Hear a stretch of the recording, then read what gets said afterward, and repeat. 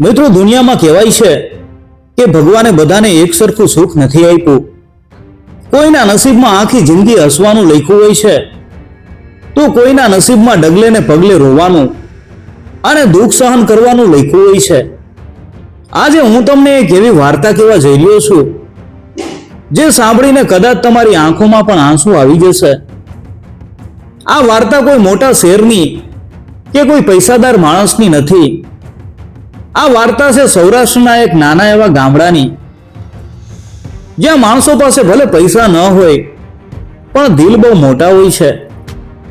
રામપર ગામના એકદમ છેવાડે એક નાનકડી ઝૂંપડીમાં ધીરુભાઈ નામનો એક માણસ રહેતો હતો. ધીરુભાઈની ઉંમર હશે આશરે 65 વર્ષ. માથે સફેદ પાઘડી અને શરીરે એકદમ પાતળા. પણ આખી જિંદગી મજૂરી કરી કરીને એમના હાથ એકદમ કઠણ થઈ ગયા હતા. એમની ઝૂંપડીમાં ટીવી નહોતું, સૂવા માટે સારો પલંગ નહોતો કે સારી લાઇટ પણ નહોતી.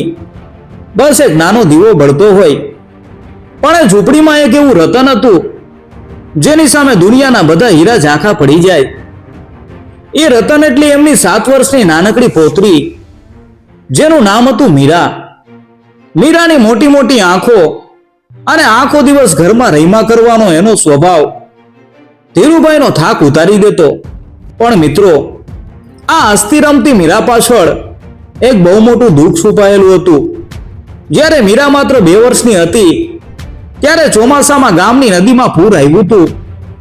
એ પૂરમાં ધીરુભાઈનો જુવાન દીકરો અને વહુ એટલે કે મીરાના મમ્મી પપ્પા બંને તણાઈ ગયા હતા. ધીરુભાઈએ પોતાની નજર સામે પોતાના જુવાન દીકરાને પાણીમાં ડૂબતો જોયો હતો. એ દિવસથી ધીરુભાઈની આંખોનું પાણી ક્યારેય સુકાયું નહોતું. પણ ઘરમાં 2 વર્ષની મીરા ભૂખથી રોતી હતી. એ નાનકડી દીકરીને જોઈને ધીરુભાઈએ નક્કી કર્યું કે હવે આ દુનિયામાં મારું કોઈ નથી, પણ આ દીકરી માટે મારે જીવવું પડશે. એ દિવસથી ધીરુભાઈ મીરાના બાપ પણ બન્યા અને મા પણ બન્યા. સવારે વહેલા ઉઠીને ધીરુભાઈ જાતે ચૂલો સળગાવે, બાજરાનો રોટલો બનાવે અને પોતાની એકની એક ગાય ગૌરીને ઘાસ નાખે. મીરા જ્યારે સવારે ઉઠે ત્યારે ધીરુભાઈ એને પોતાના હાથે નવડાવે, માથું ઓળાવી આપે અને કપડાં પહેરાવે. મીરા ખાટલા ઉપર બેસીને પોતાના નાના નાના હાથે રોટલો અને ગોળ ખાતી હોય અને ધીરુભાઈ બસ એને પ્રેમથી જોયા કરે. ધીરુભાઈ પાસે પોતાનું કોઈ ખેતર નહોતું, એટલે એ બીજાના ખેતરે મજૂરી કરવા જતા. જ્યારે એ મજૂરી કરવા જાય ત્યારે મીરાને પણ સાથે લઈ જાય. ખેતરમાં ઝાડના સાયડે મીરા રમતી હોય અને ધીરુભાઈ પરસેવો પાડીને આકરા તડકામાં કામ કરતા હોય. બપોર પડે એટલે ધીરુભાઈ મીરાને પોતાની પાસે બેસાડીને છાશ અને રોટલો ખવડાવે. મીરા એના કાલાવાલા અવાજમાં કહે કે બાપુજી, તમે બહુ કામ કરો છો, હું મોટી થઈશ ને એટલે હું કામ કરવા જઈશ અને તમને ઘરે બેસાડીને ખવડાવીશ. આ સાંભળીને ધીરુભાઈની આંખોમાં હરખના આંસુ આવી જતા. એ મીરાને સાતી સરસી જાપી દેતા અને કહેતા, મારી દીકરી તો રાજ કરશે રાજ. સાંજે ઘરે આવે એટલે મીરા ધીરુભાઈ માટે ફૂલોનો હાર બનાવે અને એમના ગળામાં પહેરાવે. રાત્રે ફળિયામાં ખાટલો ઢાળીને બંને સૂતા હોય. મીરા આકાશમાં તારા જોતા જોતા પૂછે કે બાપુજી, મારા મમ્મી પપ્પા ક્યાં છે? ધીરુભાઈ ભારે હૈયે આકાશમાં ચમકતા 2 તારા બતાવીને એને કહે, જો બેટા, પેલા 2 તારા છે ને, એ તારા મમ્મી પપ્પા છે. એ ત્યાંથી તને રોજ જુએ છે. મીરા ખુશ થઈને તારા સામે હાથ હલાવે અને પછી ધીરુભાઈને વળગીને શાંતિથી સૂઈ જાય. આમ ને આમ 5 વર્ષ વીતી ગયા. જિંદગી બહુ ગરીબ હતી પણ એકદમ શાંતિવાળી હતી. પણ મિત્રો, કહેવાય છે ને કે ગરીબ માણસનું સુખ કદાચ વિધાતાથી પણ જોવાતું નથી. ધીરુભાઈના આ નાના એવા સુખી સંસારને કોઈની નજર લાગી ગઈ. એવો એક દિવસ આવ્યો જેણે ધીરુભાઈની જિંદગીમાં ક્યારેય ન વિચાર્યો હોય એવો ભૂકંપ લાવી દીધો. શિયાળાની ઋતુ આવવાની તૈયારીમાં હતી. એક સાંજની વાત છે. મીરા રોજની જેમ ફળિયામાં ધૂળમાં રમતી હતી. અચાનક મીરાને જોરદાર ઉધરસ આવવા લાગી. ધીરુભાઈને લાગ્યું કે કદાચ ધૂળ વીડી હશે એટલે ખાંસી આવે છે. એમણે મીરાને પાણી પાયું, પણ રાત પડી ત્યાં સુધીમાં તો મીરાનું આખું શરીર ભઠ્ઠીની જેમ તપવા લાગ્યું. ધીરુભાઈ ગભરાઈ ગયા. એમણે આખી રાત જાગીને મીરાના માથે ઠંડા પાણીના પોતા મૂક્યા, પણ તાવ જરાય ઓછો ન થયો. સવારે વહેલા ઉઠીને ધીરુભાઈ મીરાને તેડીને ગામના નાના એવા દવાખાને દોડ્યા. ડોક્ટરે મીરાને જોઈ અને 2-3 ગોળીઓ આપી અને કહ્યું કે સામાન્ય તાવ છે ધીરુ કાકા, 2 દિવસમાં મટી જશે. ધીરુભાઈને થોડી શાંતિ થઈ, પણ એમને ક્યાં ખબર હતી કે આ કોઈ સામાન્ય તાવ નહોતો, પણ એક મોટી બીમારીની શરૂઆત હતી. 2 દિવસ વીતી ગયા, 5 દિવસ વીતી ગયા, પણ મીરાનો તાવ ન ઉતર્યો. ઉલટાનું હવે તો મીરાથી પથારીમાંથી ઊભું પણ નહોતું થવાતું. એ આખો દિવસ ખાટલામાં પડી રહેતી અને રૈડા કરતી. એના ગાલ એકદમ પીળા પડી ગયા હતા અને એનું વજન સાવ ઘટી ગયું હતું. ધીરુભાઈની રાતોની ઊંઘ હરામ થઈ ગઈ હતી. એમને સમજાતું નહોતું કે આ મારી હસતી રમતી મીરાને અચાનક શું થઈ ગયું. પોતાની દીકરીને આટલી તકલીફમાં જોઈને એ રોજ રાત્રે ભગવાનની મૂર્તિ સામે રડતા અને હાથ જોડીને કહેતા, હે ભગવાન, મારી મીરાનું દુઃખ મને આપી દે, પણ એને જલ્દી સાજી કરી દે. એના વગર મારું આ દુનિયામાં કોઈ નથી. ગામના નાના એવા દવાખાનાના ડોક્ટરે 3 દિવસ સુધી મીરાને દવા આપી, પણ એના શરીરમાં કોઈ ફરક ન પડ્યો. ઉલટાનું મીરા હવે શ્વાસ લેવામાં પણ તકલીફ અનુભવતી હતી. આખરે ગામના ડોક્ટરે ધીરુભાઈને બોલાવીને ચોખ્ખું કહી દીધું કે ધીરુ કાકા, હવે આ બીમારી મારી પહોંચની બહાર છે. મીરાની બીમારી કંઈક મોટી લાગે છે. અહીં ગામડામાં આનો કોઈ ઈલાજ નથી. તમારે એને તાત્કાલિક મોટા શહેરના એટલે કે રાજકોટના મોટા દવાખાને લઈ જવી પડશે. જો મોડું કરશો તો કદાચ દીકરીને બચાવવી મુશ્કેલ થઈ જશે. આ શબ્દો સાંભળીને ધીરુભાઈના પગ નીચેથી જમીન ખસી ગઈ. એમનું આખું શરીર ધ્રુજવા લાગ્યું. મોટું શહેર એટલે રાજકોટ. ત્યાં જવાના બસના ભાડાના પૈસા પણ એમની પાસે નહોતા, તો મોટા દવાખાનાનો ખર્ચો ક્યાંથી કાઢશે? પણ દીકરીનો જીવ બચાવવો એ જ એમની જિંદગીનું એકમાત્ર લક્ષ્ય હતું. ધીરુભાઈ દોડીને પાડોશમાં રહેતા કાનજીભાઈ પાસે ગયા. કાનજીભાઈના પગ પકડીને કરગરીને એમણે 1000 રૂપિયા ઉછીના લીધા. બીજા દિવસે સવારે ધીરુભાઈ મીરાને તેડીને રાજકોટ જવા બસમાં બેઠા. મીરા સાવ લથબથ થઈ ગઈ હતી.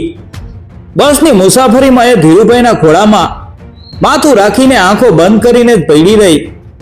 વચ્ચે વચ્ચે એ ધીમા અવાજે બોલતી કે બાપુજી, મને બહુ દુખે છે, મને ઘરે લઈ જાઓ. ધીરુભાઈની આંખોમાંથી શ્રાવણ ભાદરવો વહેતા. એ મીરાના માથે હાથ ફેરવતા ફેરવતા મનોમન ભગવાનને પ્રાર્થના કરતા હતા, હે મારા નાથ, મારી દીકરીને કંઈ થવા ન દેતો. રાજકોટના મોટા દવાખાને પહોંચ્યા.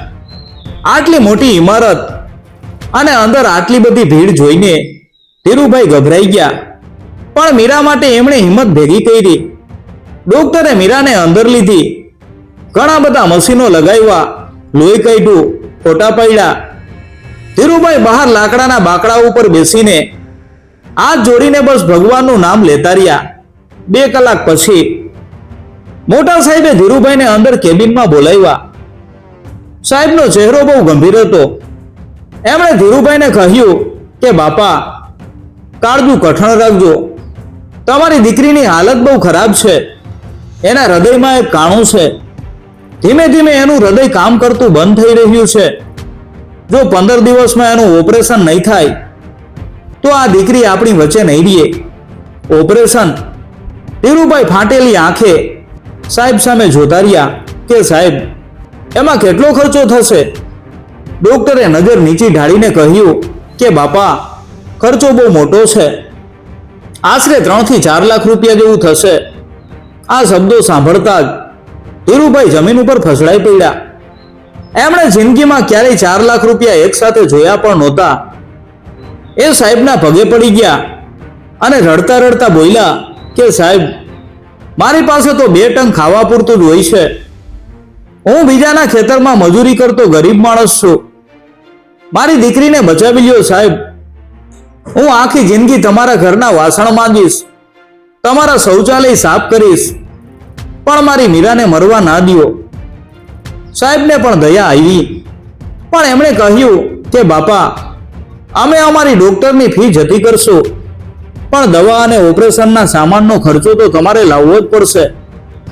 તમે ગમે ત્યાંથી પૈસાની સગવડ કરો, અમે દીકરીને બચાવવાનો પૂરો પ્રયત્ન કરશું. ધીરુભાઈ થોડી દવા લઈને મીરાને પાછા ગામમાં લાવ્યા. આખા રસ્તે રડતા રહ્યા. ગામમાં આવીને એમણે આખી રાત વિચાર્યું કે હવે શું કરવું, ક્યાંથી લાવવા આટલા બધા પૈસા. ત્યારે એમની નજર ફળિયામાં બાંધેલી ગૌરી ગાય ઉપર પડી. ગૌરી માત્ર એક ગાય નહોતી, ધીરુભાઈ અને મીરા માટે એ ઘરની એક સભ્ય હતી. જ્યારે મીરા નાની હતી ત્યારે ગૌરીના દૂધે જ એને મોટી કરી હતી. મીરા આખો દિવસ ગૌરીના ગળે વળગીને રમતી. પણ હવે ધીરુભાઈ પાસે બીજો કોઈ રસ્તો નહોતો. દીકરીનો જીવ બચાવવા ઘરની બીજી દીકરી સમાન ગૌરીને વહેંચવી પડે એમ હતી. બીજા દિવસે સવારે ધીરુભાઈએ બાજુના ગામના એક માણસને બોલાવ્યો, જે ગાયોની લેવેચ કરતો હતો. ધીરુભાઈએ ભારે એ ગૌરીનું દોરડું એ વેપારીના હાથમાં આપ્યું. ગૌરી જાણે બધું સમજી ગઈ હોય એમ એની આંખોમાંથી દળ દળ આંસુ પડવા લાગ્યા. એ વારંવાર પાછું વળીને ખાટલામાં સૂતેલી મીરાને જોતી હતી અને ભાંભરતી હતી. મીરામાં ઊભા થવાની તાકાત નહોતી, છતાં એ ખાટલામાંથી જોર જોરથી રડવા લાગી અને બોલી કે બાપુજી, મારી ગૌરીને ના જવા દ્યો, એને છોડી દ્યો બાપુજી, એ મને મૂકીને ક્યાં જાય છે.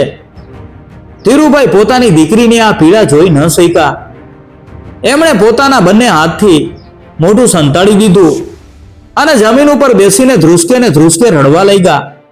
ગૌરીને વેચવાથી એમને માત્ર થોડા રૂપિયા મળ્યા, પણ 4 લાખ રૂપિયા તો હજુ પહાડ જેટલા દૂર હતા. બીજા દિવસે ધીરુભાઈએ ગામના વ્યાજખોર શેઠ પાસે જઈને પોતાની રહેવાની ઝૂંપડી પણ ગીરવે મૂકી દીધી. શેઠે ઝૂંપડીના કાગળ ઉપર ધીરુભાઈનો અંગૂઠો મરાવી લીધો અને પૈસા આપ્યા. હવે ધીરુભાઈ અને બીમાર મીરા પાસે રહેવા માટે છત પણ નહોતી રહી. પોતાનું સર્વસ્વ લૂંટાવીને, પોતાની વાલી ગાયને વેચીને અને પોતાનું એકમાત્ર ઘર ખોઈને ધીરુભાઈએ માન 2 લાખ રૂપિયા ભેગા કર્યા હતા. હજુ પણ 2 લાખ રૂપિયા ખૂટતા હતા. ગામમાં જે કોઈ પાસે જઈ શકાય એમ હતું એ બધાના બારણા ધીરુભાઈએ ખખડાવી લીધા હતા. પણ એક ગરીબ અને ઘરડા માણસને, જેની પાસે ગીરવે મૂકવા માટે હવે એક તૂટેલી સાયકલ પણ નહોતી, એને 2 લાખ રૂપિયા કોણ આપે? ધીમે ધીમે દિવસો પસાર થઈ રહ્યા હતા. ડોક્ટરે આપેલા 15 દિવસમાંથી હવે માત્ર 5 જ દિવસ બાકી હતા. મીરાની હાલત હવે એટલી બધી બગડી ગઈ હતી કે એને શ્વાસ લેવામાં પણ પીડા થતી હતી. એની આંખોમાંથી સતત પાણી વહેતું રહેતું. ધીરુભાઈ સમજી ગયા હતા કે આ નાના એવા ગામડામાં 2 લાખ રૂપિયા ક્યારેય ભેગા નહીં થાય. એમણે એક કઠોર નિર્ણય લીધો. જે ધીરુભાઈએ આખી જિંદગી પરસેવો પાડીને મજૂરી કરી હતી, પણ ક્યારેય કોઈની સામે હાથ નહોતા ફેલાવ્યા, એ બાપ આજે પોતાની દીકરી માટે ભિખારી બનવા તૈયાર થઈ ગયો હતો. એમણે પોતાની કેળે 2 લાખ રૂપિયાની પોટલી ઘસીને બાંધી, મીરાને ખભે ઉપાડી અને ફરી એકવાર રાજકોટની બસ પકડી. રાજકોટ પહોંચીને ધીરુભાઈ એક મંદિરની બહાર પગથિયા પાસે બેસી ગયા. એમણે પોતાના માથા ઉપરથી પાઘડી ઉતારી અને જમીન ઉપર પાથરી દીધી. ખોળામાં મીરાને સુવડાવી અને આવતા જતા લોકો સામે હાથ જોડીને રડતા રડતા કરગરવા લાગ્યા કે બાપા, કોઈ મારી દીકરીને બચાવી લ્યો, એના હૈયામાં કાણું છે, મારે 2 લાખ રૂપિયાની જરૂર છે, ભગવાન તમારું ભલું કરશે, થોડી મદદ કરો બાપા. રસ્તા ઉપરથી હજારો લોકો પસાર થતા હતા. કોઈ 10 રૂપિયા નાખતું તો કોઈ 20 રૂપિયા. કેટલાક લોકો તો ધીરુભાઈને ગાળો આપીને કહેતા, આજકાલ આ લોકોએ ભીખ માંગવાનો નવો ધંધો કાઢ્યો છે, નાના છોકરાઓને બેહોશ કરીને બેસાડી દે છે, આવા મેણા સાંભળીને ધીરુભાઈના હૈયાના ટુકડા થઈ જતા. એ મનોમન કહેતા કે ભગવાન, મારે મારી દીકરીના સોગંદ ખાઈને લોકોને કેમ સમજાવવા કે આ મારી સગી દીકરી કરતા પણ વાલી પૌત્રી છે અને એ ખરેખર મરવા પડી છે. સવારથી સાંજ થઈ ગઈ. આકરો તડકો ધીરુભાઈના ચહેરા ઉપર પડતો હતો. ભૂખ અને તરસથી એમના હોઠ સુકાઈ ગયા હતા, પણ મીરાને મૂકીને એ પાણી પીવા પણ જઈ શકે એમ નહોતા. પાઘડીમાં માન 500-700 રૂપિયા ભેગા થયા હતા. 2 લાખનો પહાડ તો હજુ એવો ને એવો જ ઊભો હતો. સાંજના સમયે અચાનક એક મોટી ગાડી મંદિર પાસે આવીને ઊભી રહી. એમાંથી એક શેઠ અને શેઠાણી નીચે ઉતર્યા. એ બંનેના ચહેરા ઉપર બહુ ઉદાસી હતી. વાત જાણે એમ હતી કે બરાબર 1 વર્ષ પહેલા આ જ મંદિરમાં દર્શન કરવા આવતી વખતે એક અકસ્માતમાં એમણે પોતાની 8 વર્ષની દીકરી ગુમાવી દીધી હતી. આજે એની પુણ્યતિથિ હતી એટલે તેઓ દર્શન કરવા આવ્યા હતા. મંદિરમાં જતા જતા શેઠાણીની નજર ધીરુભાઈના ખોળામાં બેભાન પડેલી મીરા ઉપર પડી. મીરાનો માસૂમ ચહેરો જોઈને શેઠાણીના પગ ત્યાં જ થંભી ગયા. એમને મીરામાં પોતાની મરી ગયેલી દીકરી દેખાણી. એ દોડીને ધીરુભાઈ પાસે ગયા અને જમીન ઉપર બેસી ગયા. શું થયું છે આ દીકરીને બાપા? આ કેમ આમ બેભાન છે? શેઠાણીએ ધ્રુજતા અવાજે પૂછ્યું. ધીરુભાઈએ રડતા રડતા પોતાની પાસે રહેલી દવાખાનાની ફાઇલ કાઢી અને શેઠના હાથમાં આપી. એમણે હાથ જોડીને પોતાની ઝૂંપડી ગીરવે મૂકાની અને વાલી ગાય ગૌરીને વેચ્યાની આખી ઘટના કહી સંભળાવી. શેઠ ફાઇલ વાંચીને સમજી ગયા કે આ માણસ સાચું બોલી રહ્યા છે અને મીરા પાસે સમય બહુ ઓછો છે. શેઠાણીની આંખોમાંથી આંસુ વહેવા લાગ્યા. એમણે મીરાના માથા ઉપર હાથ ફેરવો અને ધીરુભાઈને કહ્યું કે બાપા, તમે જરાય ચિંતા ન કરો. ભગવાને અમારી દીકરી તો અમારી પાસેથી છીનવી લીધી, પણ તમારી દીકરીને અમે કાંઈ નહીં થવા દઈએ. ઊભા થાવ, ચાલો દવાખાને. શેઠે તરત જ ગાડીમાં ધીરુભાઈ અને મીરાને બેસાડ્યા અને રાજકોટના એ જ મોટા દવાખાને પહોંચ્યા. શેઠે કાઉન્ટર ઉપર જઈને બાકીના બધા જ પૈસા એટલે કે પૂરા 2 લાખ રૂપિયા જમા કરાવી દીધા. ધીરુભાઈ શેઠના પગમાં પડી ગયા અને રડતા રડતા બોલ્યા, તમે માણસ નથી બાપા, તમે તો મારા ભગવાન બનીને આવ્યા છો. ડોક્ટરોએ તાત્કાલિક મીરાને અંદર ઓપરેશન રૂમમાં લઈ લીધી. ધીરુભાઈ બહાર ઊભા ઊભા ભગવાનને પ્રાર્થના કરવા લાગ્યા. એમને લાગ્યું કે હવે બધું સારું થઈ જશે, હવે એમની મીરા પાછી હસતી રમતી થઈ જશે. પણ મિત્રો, હજુ ધીરુભાઈની પરીક્ષા પૂરી નહોતી થઈ. ઓપરેશન શરૂ થવાના અડધા કલાક પછી ડોક્ટર એકદમ ગભરાયેલા ચહેરે બહાર આવ્યા. એમણે બહાર આવીને શેઠ અને ધીરુભાઈની સામે જોઈને કહ્યું કે સાહેબ, એક બહુ મોટી મુસીબત આવી ગઈ છે. મીરાનું ઓપરેશન તો ચાલુ થઈ ગયું છે, પણ એના શરીરમાંથી લોહી બહુ વહી ગયું છે. એનું લોહી એકદમ અલગ પ્રકારનું છે, જે જલ્દીથી કોઈનામાં જોવા નથી મળતું. અમારી બ્લડ બેંકમાં આ લોહીનો એક પણ બાટલો અત્યારે હાજર નથી. જો આવતી 10 મિનિટમાં 2 બાટલા લોહી નહીં મળે તો મીરાને બચાવવી અશક્ય છે. આ સાંભળતા જ શેઠે તરત પોતાનો ફોન કાઢ્યો અને આખા રાજકોટમાં પોતાના ઓળખીતા લોકોને અને લોહીની બીજી બધી બેંકોમાં ફોન કરવા લાગ્યા. પણ ક્યાંયથી તાત્કાલિક લોહી મળવાની કોઈ આશા દેખાતી નહોતી. શેઠાણી તો ત્યાં જ લાકડાના બાકડા ઉપર બેસીને રડતા રડતા ભગવાનને પ્રાર્થના કરવા લાગ્યા. ધીરુભાઈથી હવે આ બધું જોવાયું નહીં. એ દોડીને ડોક્ટરના પગમાં પડી ગયા અને ધ્રુજતા અવાજે બોલ્યા કે સાહેબ, તમે મારું લોહી લઈ લ્યો, મારી નસોમાંથી બધું જ લોહી કાઢી લ્યો, પણ મારી મીરાને બચાવી લ્યો. ડોક્ટરે ધીરુભાઈને ઊભા કર્યા અને તાત્કાલિક અંદર લઈ જઈને એમનું લોહી તપાસ્યું. ભગવાનની મહેરબાનીથી ધીરુભાઈનું લોહી મીરાના લોહી સાથે એકદમ ભળી ગયું. બંનેનું લોહી એક જ હતું. પણ સાહેબે ધીરુભાઈના શરીર સામે જોઈને દુઃખી અવાજે કહ્યું કે બાપા, તમારું લોહી તો ભળી ગયું છે, પણ હું તમારું લોહી લઈ શકું એમ નથી. તમારી ઉંમર 65 વર્ષની છે, તમારું શરીર સાવ સુકાઈ ગયું છે, અને પાછો તમે 2 દિવસથી અન્નનો એક દાણો પણ ખાધો નથી. મીરાને 2 બાટલા લોહી જોઈએ છે.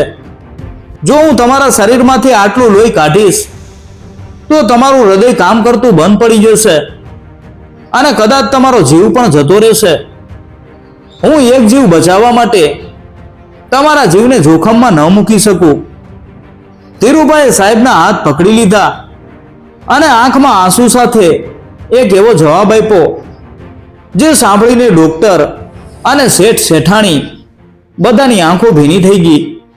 ધીરુભાઈએ કહ્યું કે સાહેબ, આ મારું સુકાયેલું શરીર હવે ક્યાં કામનું છે? મારી જિંદગી તો પેલા કાચના રૂમમાં ખાટલા ઉપર મરવા પડી છે. જો એને કંઈ થઈ ગયું તો હું જીવીને શું કરીશ? હું એના વગર એકલો ક્યાં જઈશ? તમે મારી કોઈ ચિંતા ન કરો સાહેબ. આ બાપનું લોહી દીકરીના કામમાં ન આવે તો એ લોહી પાણી બરાબર છે. તમે એક પણ મિનિટ બગાડ્યા વગર મારું બધું લોહી કાઢી લ્યો. હું રાજી ખુશીથી મારો જીવ મારી મીરા માટે આપવા તૈયાર છું. શેઠાણીએ ધીરુભાઈને રોકવાનો બહુ પ્રયત્ન કર્યો. એમણે રડતા રડતા કહ્યું કે બાપા, તમે આવું ન કરો. જો તમને કંઈ થઈ જશે તો આ દીકરી સાવ નોધારી થઈ જશે બાપા. પણ ધીરુભાઈએ હાથ જોડીને કહ્યું કે બેન, મારી પાસે હવે સમય નથી. જો હું અત્યારે લોહી નહીં આપું તો મારી દીકરી મારી નજર સામે જતી રહેશે અને એ નોધારી નહીં થાય બેન. ભગવાન બહુ મોટો છે. બસ તમે મારું લોહી લઈ લ્યો સાહેબ. આખરે ધીરુભાઈની જીદ અને મીરાની હાલત જોઈને ડોક્ટરે ધીરુભાઈનું લોહી લેવાનું નક્કી કર્યું. ધીરુભાઈને મીરાના ઓપરેશન વાળા રૂમની બાજુમાં જ એક બીજા રૂમમાં ખાટલા ઉપર સુવડાવવામાં આવ્યા. બંને વચ્ચે માત્ર એક કાચની દિવાલ હતી. ધીરુભાઈ કાચમાંથી પોતાની મીરાને જોઈ શકતા હતા. નર્સે ધીરુભાઈના હાથમાં સોય લગાવી અને એમનું લોહી નળી દ્વારા બાટલામાં જવા લાગ્યું. ધીરુભાઈના ચહેરા ઉપર કોઈ ડર નહોતો, કોઈ દુઃખ નહોતું, બસ એક સ્મિત હતું. એ પોતાનું લોહી લાલ રંગની નળીમાંથી જતું જોઈ રહ્યા હતા. એમને યાદ આવવા લાગ્યું કે કેવી રીતે મીરા એમના ગળામાં વળગીને રમતી, કેવી રીતે એ એમને બાપુજી બાપુજી કરીને બોલાવતી. ધીરુભાઈ મનોમન બોલી રહ્યા હતા કે બેટા મીરા, તું જલ્દી સાજી થઈ જા. તારા બાપુજી હંમેશા તારી સાથે જ છે. જેમ જેમ લોહી શરીરમાંથી બહાર નીકળતું ગયું તેમ તેમ ધીરુભાઈનું શરીર એકદમ ઠંડુ પડવા લાગ્યું. એમની આંખોમાં અંધારા આવવા લાગ્યા. એમનો શ્વાસ ધીમો પડવા લાગ્યો. પેલો બાટલો પૂરો થયો અને બીજો બાટલો ભરાયો ત્યાં સુધીમાં તો ધીરુભાઈ સાવ બેભાન જેવા થઈ ગયા હતા. બાજુમાં મૂકેલા મશીનમાંથી ટીટ ટીટ એવો ડરામણો અવાજ આવવા લાગ્યો. નર્સે ગભરાઈને બૂમ પાડી કે સાહેબ, બાપાના ધબકારા સાવ ધીમા પડી ગયા છે. એમનું હૃદય બંધ પડી રહ્યું છે. ડોક્ટરે તરત લોહી લેવાનું બંધ કરાવ્યું અને ધીરુભાઈને ઓક્સિજન માસ્ક લગાવ્યું. પેલી બાજુ મીરાનું ઓપરેશન પૂરું થવા આવ્યું હતું અને આ બાજુ ધીરુભાઈ ધીમે ધીમે મોતની ઊંઘમાં સરકી રહ્યા હતા. દવાખાનાના એ ઓરડામાં જાણે સમય થંભી ગયો હતો. મશીનમાંથી આવતો ટીટ ટીટ અવાજ હવે એકદમ સીધી લીટીમાં બદલાઈ ગયો હતો. ડોક્ટરો પરસેવે રેબઝેબ થઈ ગયા હતા. સાહેબે ધીરુભાઈની છાતી ઉપર 2 હાથ રાખીને જોર જોરથી દબાવવાનું ચાલુ કર્યું. બહાર કાચની પેલે પાર ઉભેલા શેઠ અને શેઠાણી 2 હાથ જોડીને આંખો બંધ કરીને ભગવાનને પ્રાર્થના કરી રહ્યા હતા. હે ભગવાન, આ ગરીબ બાપનો જીવ ના લઈ લેતો. એણે પોતાની દીકરી માટે પોતાનું બધું જ આપી દીધું છે. 1 મિનિટ, 2 મિનિટ જાણે કલાકો જેવી લાગતી હતી અને અચાનક ભગવાન જાણે એમની વારે આવ્યા હોય એમ મશીનમાં પાછી ઝબકારા મારતી લીટીઓ દેખાવા લાગી. ધીરુભાઈના હૃદયે ફરીથી ધબકવાનું શરૂ કર્યું. ડોક્ટરોએ ઊંડો શ્વાસ લીધો અને બહાર આવીને શેઠને કહ્યું કે સાહેબ, બાપાનો જીવ બચી ગયો છે. એમનો મીરા પ્રત્યેનો પ્રેમ જ એમને પાછા ખેંચી લાવ્યો છે. અને હા, મીરાનું ઓપરેશન પણ એકદમ સફળ ગયું છે. બાપાના લોહીએ દીકરીને નવો જન્મ આપ્યો છે. આ સાંભળીને શેઠાણી ખુશીના માયરે રડી પડ્યા. એમણે જમીન ઉપર માથું ટેકવીને ભગવાનનો આભાર માન્યો. 2 દિવસ પછી મીરાને ભાન આવ્યું. એણે ધીમેથી આંખો ખોલી. આજુબાજુ સફેદ દિવાલો જોઈને એ ગભરાઈ ગઈ. એના સુકાયેલા હોઠમાંથી એક જ અવાજ નીકળ્યો કે બાપુજી, મારા બાપુજી ક્યાં છે? એ જ વખતે બાજુની વ્હીલચેર ઉપર બેસીને ધીરુભાઈ ત્યાં આવ્યા. એ સાવ નબળા પડી ગયા હતા, પણ મીરાને જીવતી જોઈને એમના ચહેરા ઉપર કરોડ રૂપિયા મળ્યા જેવી ખુશી હતી. ધીરુભાઈએ મીરાના માથે હાથ ફેરવ્યો અને રડતા રડતા બોલ્યા, મારી દીકરી, તારો બાપુજી અહીંયા જ છે. હવે તને કાંઈ નહીં થાય બેટા. મીરા પણ પોતાના નાના નાના હાથે ધીરુભાઈને વળગી પડી. ત્યાં ઊભેલા શેઠ અને શેઠાણી આ દ્રશ્ય જોઈને પોતાની જાતને રોકી ન શક્યા. શેઠાણી ધીરુભાઈ પાસે ગયા અને એમના પગ પકડીને બોલ્યા કે બાપા, ભગવાને મારી દીકરી લઈ લીધી હતી, પણ આજે તમે મને મારી દીકરી પાછી આપી દીધી છે. મીરાને જોઈને મને મારી ખોવાયેલી દીકરી મળી ગઈ હોય એવું મને લાગે છે. હવે તમે બંને ક્યાંય નહીં જાઓ. આજથી મીરા મારી દીકરી છે અને તમે મારા પિતા છો. ધીરુભાઈએ હાથ જોડીને કહ્યું, ના બેન, અમે તો ગરીબ માણસો છીએ. તમારો આટલો મોટો ઉપકાર છે કે તમે મારી મીરાને બચાવી લીધી. હવે અમે અમારા ગામ જતા રહીશું. પણ શેઠે ધીરુભાઈના હાથ પકડી લીધા અને પ્રેમથી કહ્યું કે બાપા, તમારું ગામમાં હવે કોણ છે? તમારું ઘર તો ગીરવે મુકાઈ ગયું છે. હવે અમારું ઘર જ તમારું ઘર છે. તમારે હવે કોઈ મજૂરી કરવાની જરૂર નથી. બસ તમારે આરામ કરવાનો છે અને મીરા સાથે રમવાનું છે. થોડા દિવસો પછી જ્યારે મીરા અને ધીરુભાઈને દવાખાનામાંથી રજા મળી, ત્યારે શેઠ એમને પોતાની ગાડીમાં બેસાડીને પોતાના બંગલે લઈ ગયા. બંગલો બહુ મોટો અને સુંદર હતો.